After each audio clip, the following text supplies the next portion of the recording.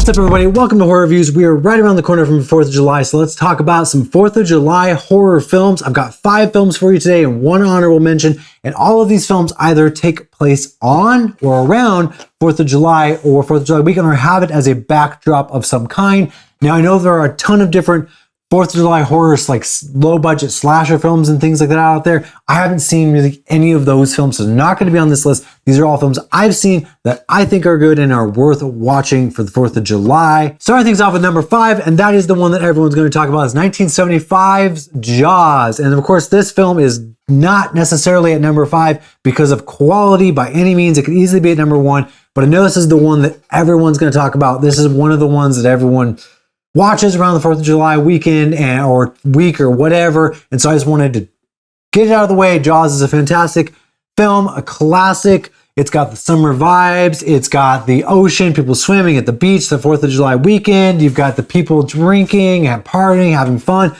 Definitely a must watch around this time of year. Coming in at number 4 is 1985's Return of the Living Dead. Now this one takes place on July 3rd, going into July 4th because it takes place overnight. So this is set as more of a backdrop with the 4th of July, Independence Day as like a background setting, everyone getting ready for that. If you've never seen Return of the Living Dead for some crazy reason, this is a classic 80s horror comedy zombie film with amazing practical effects. Absolutely a must see if you're a horror comedy fan and you for some reason have never seen this. But of course, if you forgot, this does take place around the 4th of July. Maybe it's one to pop on right around this time of year and give it another viewing. Coming in at number 3 is fittingly the 2006 film Final Destination 3. And this is another one of those where it's not technically 4th of July, but they are celebrating like the town's anniversary, like tricentennial or something like that. So they've got a huge fireworks display going on in this film. American flag, stars, things like that all over the place. Huge like celebration for the town, basically a giant 4th of July celebration, but celebrating the anniversary of the town. But another one of those where it's a summertime, type of horror movie. It's got the summertime vibes there. It takes place at like a carnival theme park, and there's a big fireworks celebration going on. So maybe you've forgotten about this. Now, I will say this is not the absolute best horror sequel. It's not my favorite of the Final Destination sequels, but it is still a solid sequel in my opinion. It's still a fun time. There's some good kills in here. Got that summertime, like carnival, rides and people having fun after being out of school and celebrating. And also again, celebrating the fireworks and the anniversary of the town and everyone getting together to like drink and party and have fun, barbecue and stuff like that. So Final Destination 3 is a solid little slasher horror film. If you for some reason have never seen it, or again, probably forgot that this has like a big fireworks display and a big like summer event going on in there, might be worth checking out again. Coming in at number 2 is It, the remake from 2017. And this one is just a summer vibe horror film.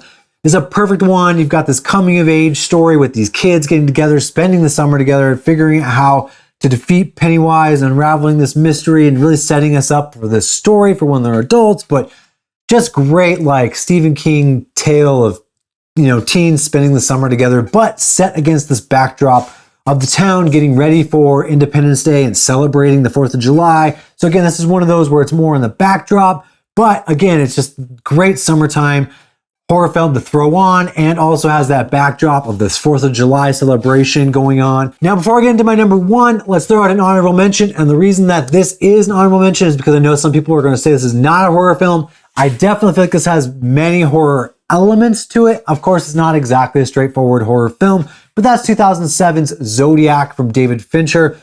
Just a fantastic film all together, but this does have that like kind of summery vibe, especially in certain parts. And there's that couple at the park or whatever that get abducted famously during the 4th of July weekend in Napa, or I think it's in Napa. Funny story. This is my old Spanish teacher. His wife was really good friends with this couple at the time when they were going to school in Napa area. And so that's kind of an interesting story, side note. But again, that takes place during the 4th of July. Got that like really cool, like broad daylight abduction, summertime vibe to it. Just a great scene and setting in a fantastic film.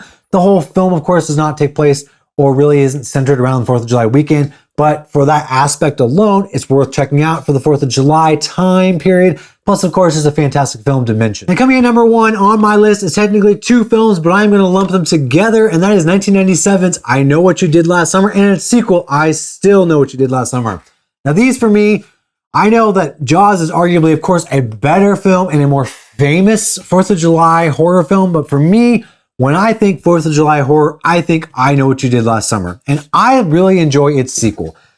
I know a lot of people may not enjoy the sequel as much. It's got a crazy Jack Black performance in there, but I think it's a solid sequel. It's a fun time, and whenever I get to this point in the year and I think, hey, what do I want to throw on to celebrate the 4th of July, but it's a horror film, it's always these 2 films. So for me personally, these come in at number 1. These are the ones I've watched the most often, and they're just fun teen slashers. And of course, anyone who frequents this channel is probably going to learn very quickly I'm a sucker for a good, solid teen slasher film, especially from the 90s. So you've got that like summer, getting out of school, teen slasher, celebrating 4th of July weekend, and it takes place, of course, over 2 4th of July celebrations. So again, I'm a sucker for that.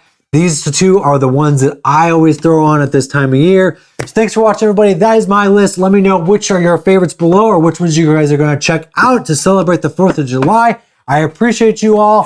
Take care. I'm scared, I'm a big bad wolf. Oh, I never see the silver lining, only see the gold. I don't speak in caps, dog, everything bold. And I put that on myself, cause it's a life that I done chose. I said come through, you can see me on the west side. Now it's funny how they walking with each